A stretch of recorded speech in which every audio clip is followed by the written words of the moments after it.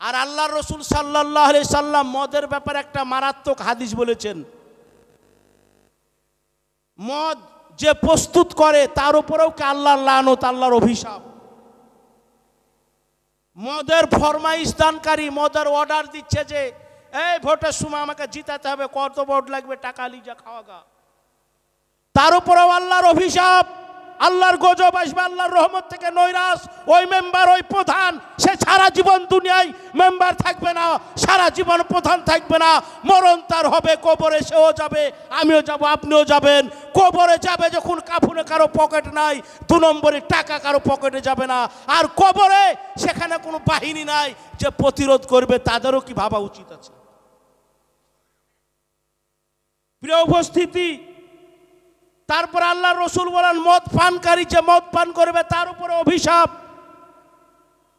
মদ বহনকারী যে মদ বয়ে নিয়ে আসবে, আপনি হয়তো ভাবছেন মদের বোতল আমতলা থেকে নিয়ে আসবো, 100 টাকা ভাড়া, মদের বান্ডিলটা নিয়ে গেলে 500 টাকা ভাড়া, বয়ে নিয়ে আসবো, বহনকারীর উপরেও আল্লাহর অভিশাপ।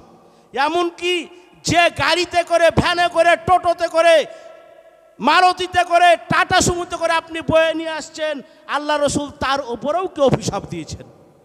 মদ যে বিক্রেতা বিক্রি করবে তার উপরেও আল্লাহর অভিশাপ। মদের মূল্য যে ভোগ করবে তার উপরেও আল্লাহর অভিশাপ। যার জন্য মদ ক্রয় করা হবে তার উপরেও কি অভিশাপ। আল্লাহর রসুল 10 ব্যক্তির উপরে, মানে মদের সঙ্গে সামান্য পরিমাণও সম্পৃক্ততা যার আছে, প্রত্যেকের উপরেই কি আল্লাহর লানত, আল্লাহ কি অভিশাপ দিয়েছেন, আল্লাহর রহমত থেকে তারা বঞ্চিত হবে।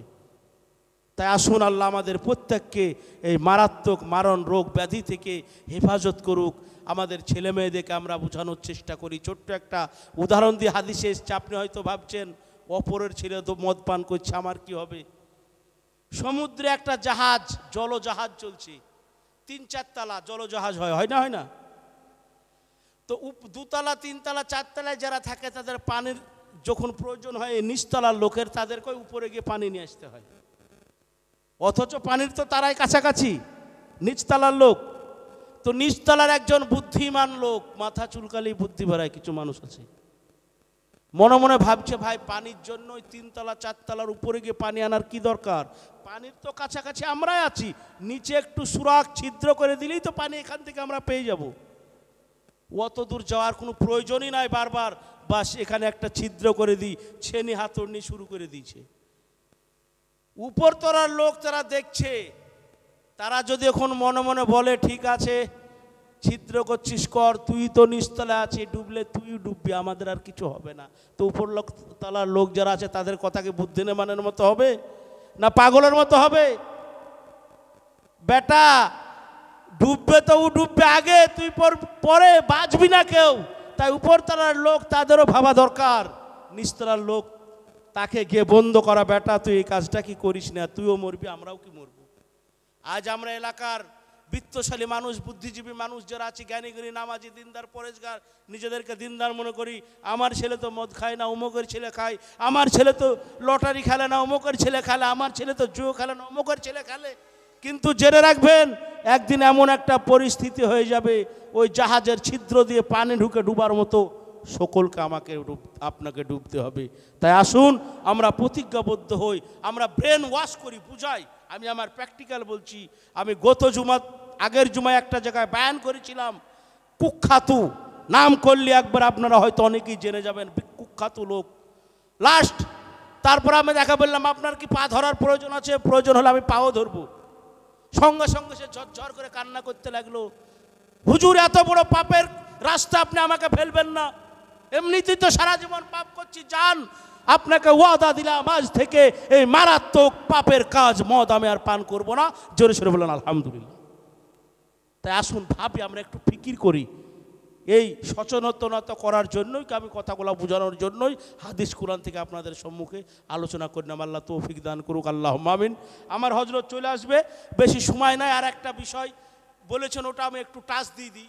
আজ দেখেন বর্তমান সময় যেখানে যাবেন আপনি, শুধু গোঘাটা না, প্রত্যেকটা জায়গায় আমরা যাই তো সকলেই বলে হুজুর একটু বাপ মায়ের খিদমত সেবার ওয়াজ করেন। মুরব্বীরা এসে কানে কানে বলে হুজুর বাপ মায়ের খিদমতের সেবার ওয়াজ করবেন। এই বাপ মায়ের খিদমতের সেবার ওয়াজ কিন্তু সব জায়গায় চলে, কিন্তু সন্তানের তো খিদমত সেবা কিছু আছে না নাই? এই ওয়াজটা কিন্তু খুব কম, আমরা মৌলভী সাহেবরাও কম করি, জুমাতেও আলোচনা কম, জালসা জুলুসেও কম। আপনি সকাল থেকে সন্ধ্যা যদি 100 জন মুরব্বীর সঙ্গে সাক্ষাৎ করেন, 95 জন মুরব্বীকে জিজ্ঞাসা করেন, চাচা দাদু আঙ্কেল কাকু কেমন আছেন? বলে হুজুর টাকা পয়সা কোনো কিছু অভাব নাই, এসি গাড়ি এসি বাড়ি, ভিআইপি ব্যবস্থা। কিন্তু ছেলে অবাধ্য, কথা মানে না, বৌমা অবাধ্য। এ রোগটা মনে হয় আপনাদের গোঘাটাতে নাই, আছে এখানে? আরে যা, এখানেও আছে এরকম রোগ। কত সুন্দর সুন্দর মসজিদ, ভিআইপি, সত্যি এখানকার কমিটি খুব ভালো লাগলো আমাকে দেখে। এখানেও আছে, তাই না? এই যে ছেলে অবাধ্য, বৌমা অবাধ্য, এ রোগটা সব জায়গায়, তাই না? সংক্ষিপ্ত আলোচনা করব। আদর্শ, জি, সন্তান আমার আপনার কিরকম ভাবে আদর্শ সন্তান তৈরি হবে, তার জন্য হাদিসের মধ্যে এসছে, মতো কোটেশনও যাব না।